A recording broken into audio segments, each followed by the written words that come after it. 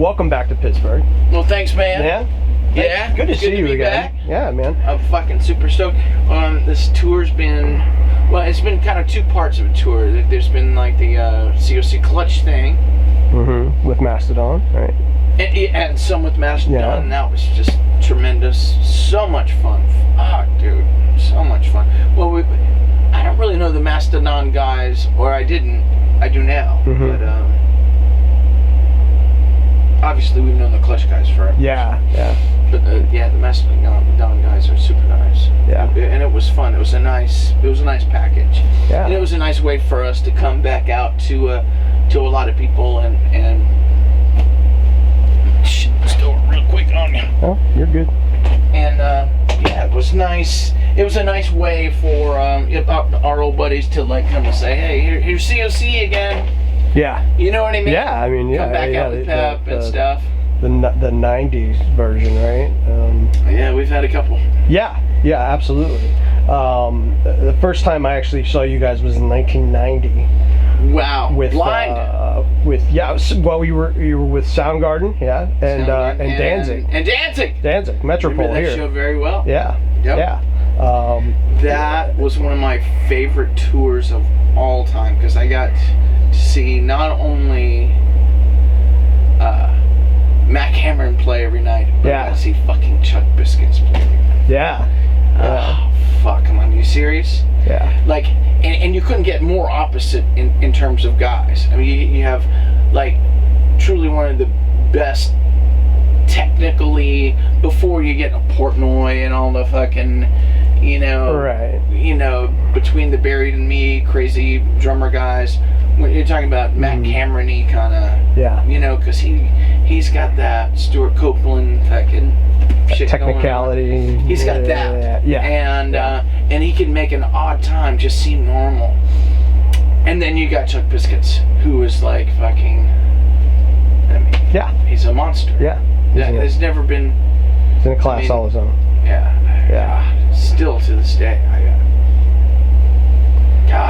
that was truly one of the funnest tours. Yeah.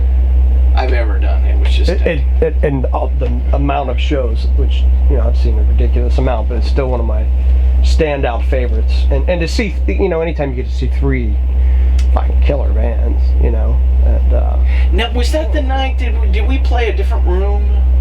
No, it's all one room. We played one room. Yeah, it's one room. I'm thinking of Boston. On that tour, we played a different room than those guys. That's right. All right, go ahead. Well, speaking of your drumming, you've had to evolve somewhat over time. Not that you couldn't ever play that way, but I mean, you've had to go from a punk kind of style more to a hardcore metal style. Yeah. I mean, you guys kind of consciously did that, did you not? I mean, you're kind of in the late 80s and going, all right, this scene's kind of frickin' changing a little bit, huh? Well, I tell you, this is the way it went for you. From my perspective, is that I didn't really know how to play drums, but I was beating on shit at class in school and stuff. My parents were like, we might as well buy him a fucking drum kit. He's getting in trouble. He might as well do something productive with this. And I was really getting. I was like 14 or 15 now, so I was into Deep Purple and Sabbath and stuff like that. But I was really getting into punk. So my parents got me a shitty ass sparkly kit for Christmas, and a pawn shop thing. Yeah. Maybe it was $50 or something. And I was lucky because Woody Weatherman, who I've known since 5th grade, taught me the Ramones beat. Yeah. Right? Yeah. Hell yeah. So, man. Hey, that's one down. If you're going to be in a punk band, that's one down. You need that. Right? Right. And then the guy who ended up singing for COC later, Eric Guy, taught me the Bad Brains Minor Threat beat, right? Dude, so I was in. Yeah. I was fucking between those two guys teaching me that, and I think it was a month later, 2 months later, we started COC, and that's all you kind of really needed back then in 1981 or whenever it was. But like I said, we were into metal too. We were into fucking. I think you and I talked about this before, and a lot of people don't know this, but on COC's first album, Eye for an Eye, not only do we use Cornucopia from the song Black Sabbath's Cornucopia as an intro to a COC song, and not only do we do Judas Priest's version of Green Manalishi, but we actually took Symptom of the Universe by Black Sabbath and sped it up and turned it into a song called Redneck KKK. So we've always been into metal. It's just that we were just not very good players back then, and Mike Dean was pretty good. And slowly Woody and I and Mike Dean, we all got a little bit better at playing, and it was more challenging because it was, punk rock was cool, but it was also starting to get very generic when you're just talking about, and then the mosh part where the circle pit happened. I mean, that's the way it was back then. Right. I mean, you had a couple really good bands like Black Flag and Bad Brains that could go off in different directions. But that one, you weren't ready for that. We were aspiring to be like that. Right. So when Pepper comes in about '89. Pepper, Right. It's an interesting story. Pepper came in. We were looking for a singer because Simon Bob quit. He was the guy who sang on Technocracy. And so we went on this big search for a singer. And a lot of people don't know this, but this is absolutely true. Pepper went to go to try out to sing for Faith No More. Do you know that? I did not know that. Yeah. No shit. That is absolutely true. This is a small world kind of thing. Yeah. Pepper, this girl I fell in love with when I was in high school, because I was like just pimply, ugly, Coke bottle, ugly, just like 14-year-old or whatever kid in Broughton High School in Raleigh, North Carolina. And there was a beautiful girl. She was the only girl that was nice to me, and she was probably the most beautiful girl in Broughton High School. Of course, she moves 2 months in. And where does she get moved to? New Orleans. Who does she end up going out with? Pepper Keenan. No. Small world, like crazy. Who would have ever guessed, right? Yeah. So anyway, we end up playing in New Orleans, and I end up becoming friends with Pepper later, and found out that he went out with this girl. Her name was Eva Matrie, still beautiful. Anyway, she had heard we were looking for a singer, and she was like, "You gotta try out for these guys." So Pepper came up and tried out, and he was awful. He was in a band called Graveyard Rodeo, and he played guitar in that, and we had played down there with him a lot, and a great band, just terrible singer. But he was so fucking cool, I ended up being like, Woody, man, we gotta add him in. So he ended up becoming part of the band just because he was such a badass motherfucker, and I moved him into my house, and he ended up singing on the Blind album, because we ended up getting Carl to sing for us. He ended up singing that song "Vote with a Bullet." So and people like that. I mean, that might be the best song on the album, and then the rest is history. He's so then we got him to sing on the Deliverance record, and then obviously Wise Blood and none of this stuff, and now it's been a little while, but it changes. This band Corrosion of Conformity has gone through. It's crazy. I mean, we really lived up to our name in terms of being a punk band, and it kind of like medley with the Carl Blind album, and now this stuff. And then for a little while we went back into the punk stuff too. But Pep and I have been talking for the last, I don't know, maybe 8-10 years about doing this again. Right. Because he and I kind of fell out a little bit. And being in a band's like being married, but you're married to a shitload of dudes or girls or whatever. Yeah. And he was doing his own thing, and man, we had been talking about it for a while, and we got it worked out, man. It just this year. it's funny, if you had told me 8 years ago that in 1 year's time I would have done a tour with COC 3-piece doing punk rock stuff, and then later done the Blind album with Carl, because we did that little tour. I remember. And then this with Pepper singing. Dude, I would have told you he was the craziest motherfucker on earth. And I would have probably called the cops.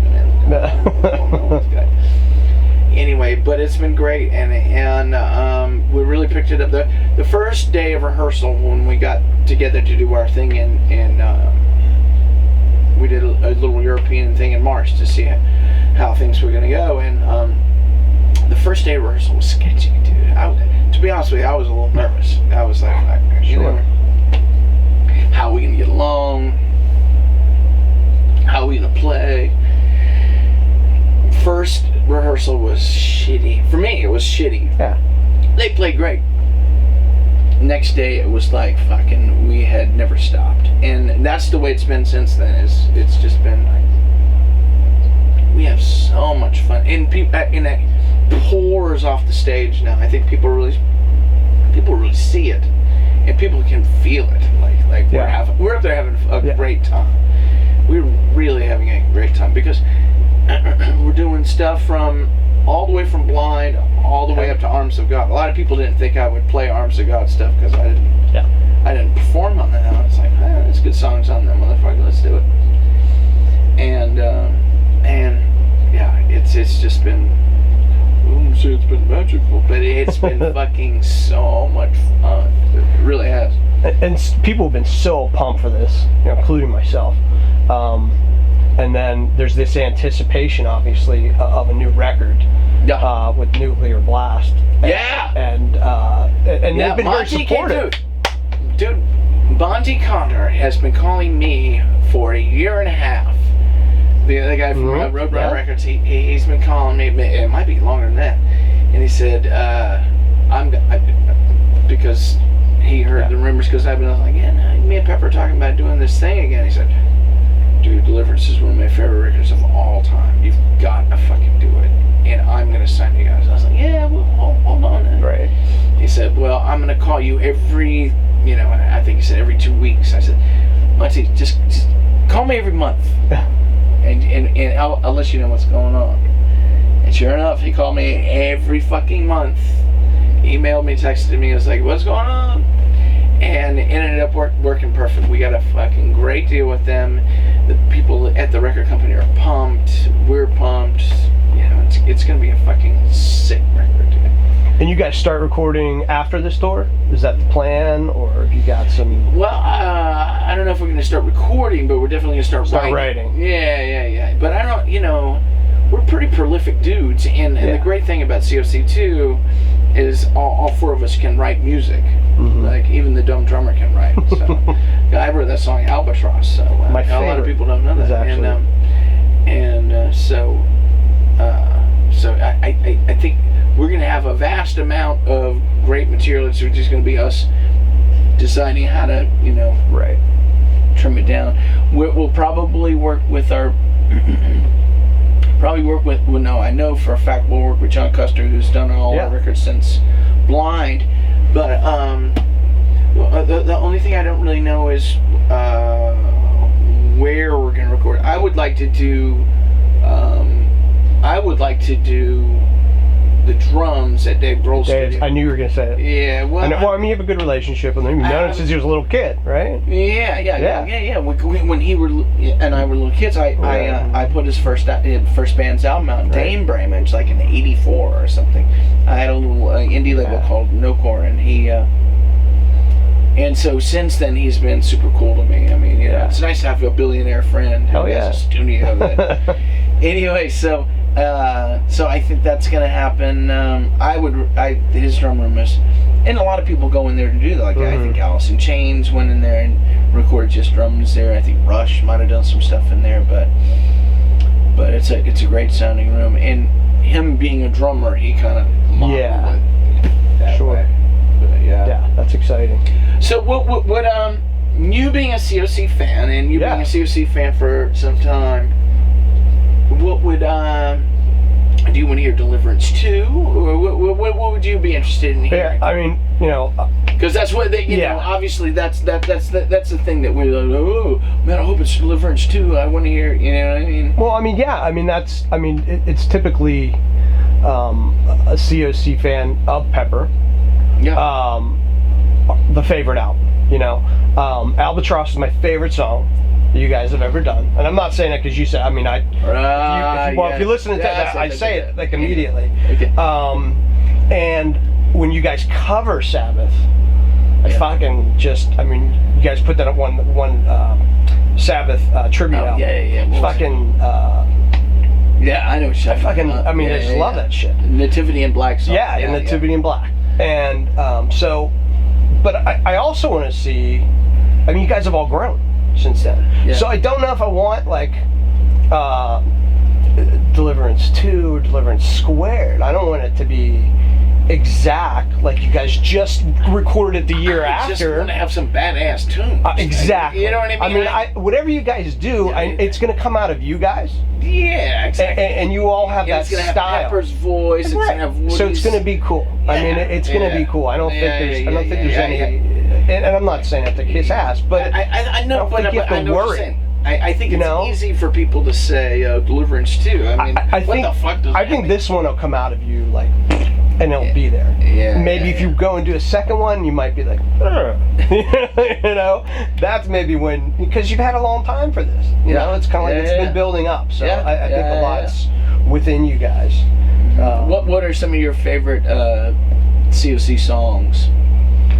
You know what? And I hate like to say this. Through the annals, I mean, the annals. I got the very first song that I really got into was Vote for a Bullet. Vote with a Bullet, yeah. Yeah, we go Vote with a Bullet, and I like. It's a great song. There was something about. It's funny. Our rehearsal space used to be.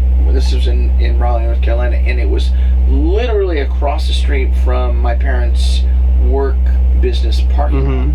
So it was literally like 100 feet away, and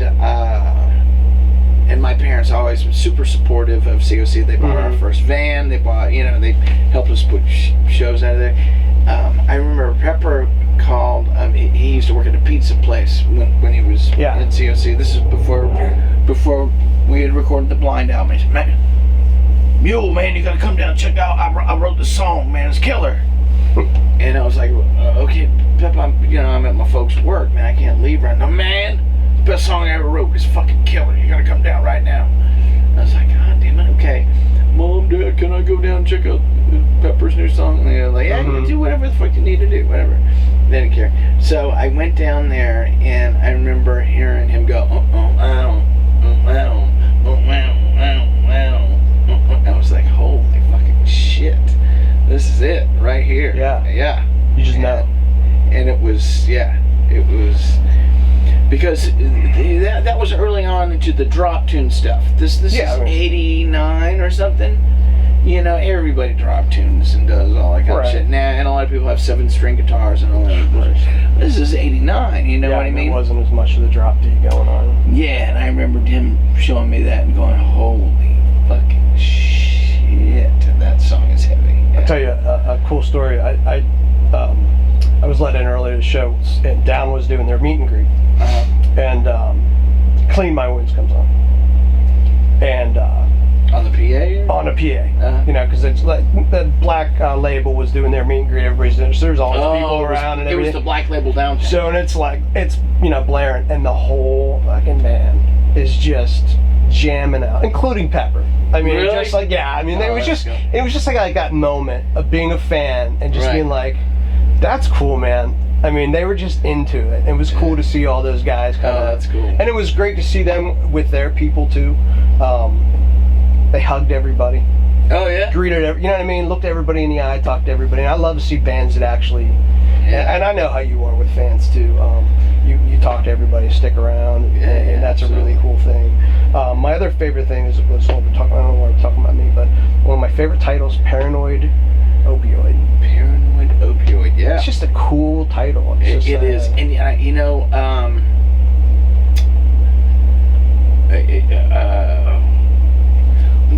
when we first got back together to do the Pepper stuff, first we wanted to see if it was going to work out, and they wanted to do 2 songs off of In the Arms of God, and I was like, yo, man, I don't know if I want to do 2 songs off of an album I didn't fucking play on.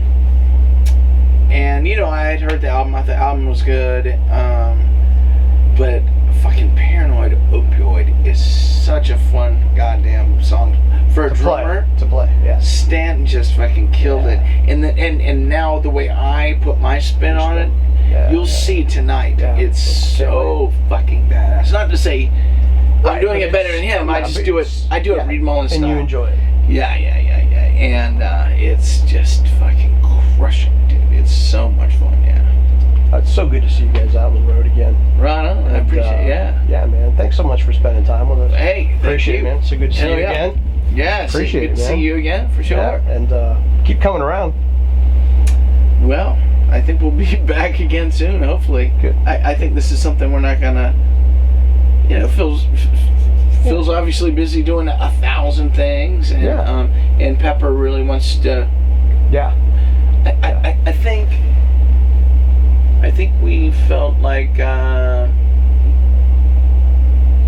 think we feel like we have an album to make that we never made, and I think it's coming up. Cool. And maybe there'll be more after that too. But I think given the opportunity that Monty from Nuclear Blast and all those guys have given us, I think it's going to be. I think it's going to be sick. Yeah. Because to me, Deliverance came out a little earlier than, like, if it had come out 2 years later, you know what I mean, a little bit. Because think about it, at the time it was all fucking Green Day and all. Yeah, it was. It was watered down. It wasn't punk. It was watered down. Yeah. Radio friendly. Yeah. Yeah. You know what I mean? And then a couple of years later, it was more heavy stuff and all. Right. It's got humongous and stuff. It seems like we were like a little before. Deliverance was a little before. Yeah. And I think for the longest time we've sort of been like a bands band. Like there's a lot of bands love us. You know, our friends in Metallica and Soundgarden, Danzig, and you name it, blah blah blah blah. But I think with this new album that's going to come out, it's going to be like we demonstrate to folks that we're a fucking really good band, and these are really good songs. And people are going to be like, well, how come I've never heard of them before? It's like, well, and they've been around for a little while. You know what I'm saying? Absolutely. But anyway, we're all super stoked, and I think you'll see it. Like I know I said this already, but pouring off the stage, you're gonna see me and Woody and Pepper and Mike. It's just fucking so much fun, dude. Cool. And it's fucking. I mean, those songs those are good songs, and they've held the test of time. Hell yeah, they have. They fucking held the test. And they've influenced a lot of people. They have. Yeah. They have. I know you don't want to say anything, but I know they have. So. Thank you. They've influenced a lot of people. I know you're too humble to say that. But, no, I appreciate you saying that. But I know they have, and as fans, we appreciate it, man. Hey, thanks, gets man. us through, man. Right on. Thanks, man. Cool. Thank you.